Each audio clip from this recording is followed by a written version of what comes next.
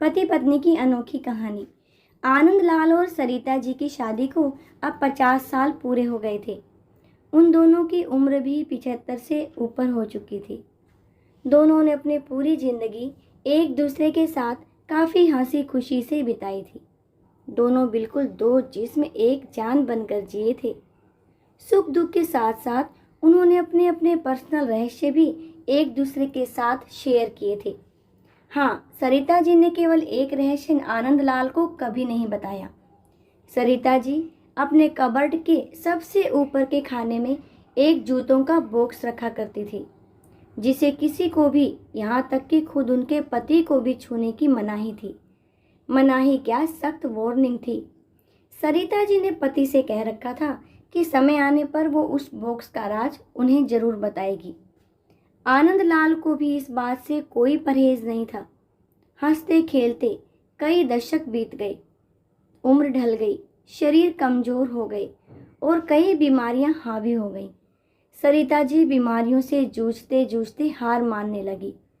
तब अपना आखिरी समय करीब है ये जानकर उन्होंने आनंदलाल को अपने पास बुलाया और अपने जीवन का वो एकमात्र राज जो उनके कबर्ड में बंद था उसको उससे परिचित करवाया।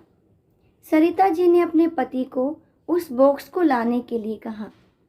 आनंदलाल उस बॉक्स को लेकर आए और उसे ओपन किया तो वो देखकर हैरान हो गए कि उस बॉक्स में 2 खरोंची हुई छोटी डॉल्स और ढेर सारे नोट थे। आनंदलाल ने सरिता से उन डॉल्स के बारे में पूछा। सरिता जी ने कहा, जब मेरी शादी होने वाली थी तब मेरी दादी ने मुझे समझाया था कि अगर अपनी शादी को लंबे समय तक चलाना चाहती हो तो एक दूसरे से जितना हो सके आर्ग्यूमेंट्स और शिकायतें कम हो उसका ध्यान रखना। और उन्होंने उसके लिए मुझे ये डॉल्स का तरीका भी बताया था, जिसमें जब भी मुझे तुमसे कोई शिकायत हो तब एक डॉल को खुरचकर उसे संभाल कर रख लेना। सरिता जी की बात सुनकर आनंदलाल की आंखें भीग गईं, क्योंकि पिछले 50 सालों में सरिता जी को उनसे सिर्फ 2 बार शिकायतें हुईं।